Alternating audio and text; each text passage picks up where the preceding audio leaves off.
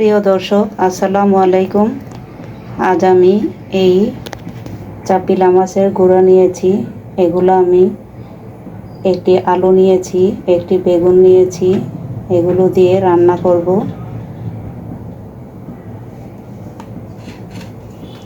দেখুন, চুলায় আমি একটা পাতিল বসিয়ে দিয়েছি। এখানে আমি এখন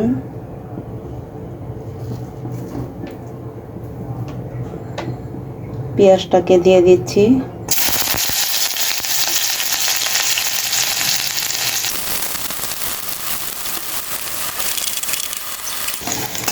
পেঁয়াজটাকে আমি একটু নরম করে নিচ্ছি।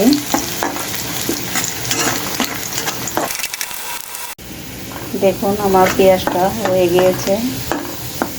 এখন আমি এখানে একটু পানি দিয়ে দিচ্ছি।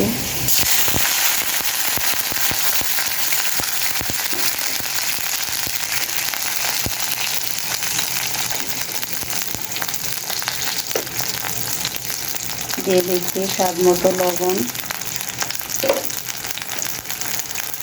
দিয়ে দিচ্ছি হলুদ গুঁড়া,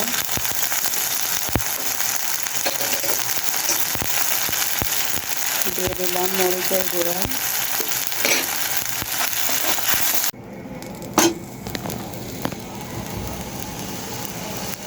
একটু আদা রসুন বাটা দিয়ে দিলাম।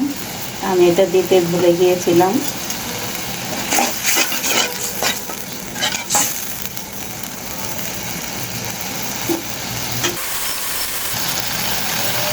আমি এখন আলুগুলো দিয়ে দিচ্ছি।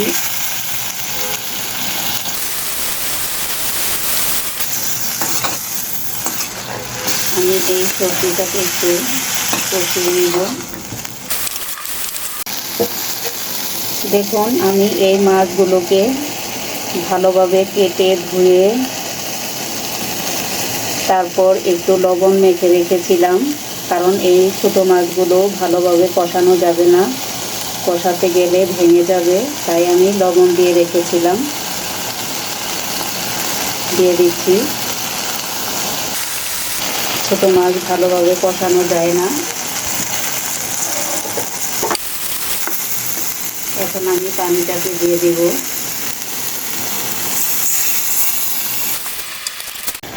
দেখুন, আমার তরকারিটা হয়ে গিয়েছে।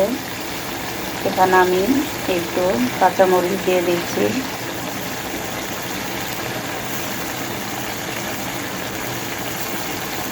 তরকারিটা একটু মাখা মাখা ঝোল রাখবো।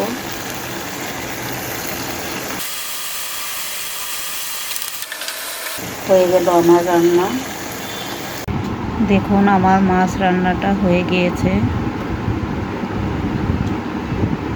আমার মাছ রান্নাটা যদি ভালো লেগে থাকে একটি লাইক দিবেন, কমেন্টস করবেন আর সাবস্ক্রাইব করে পাশেই থাকবেন।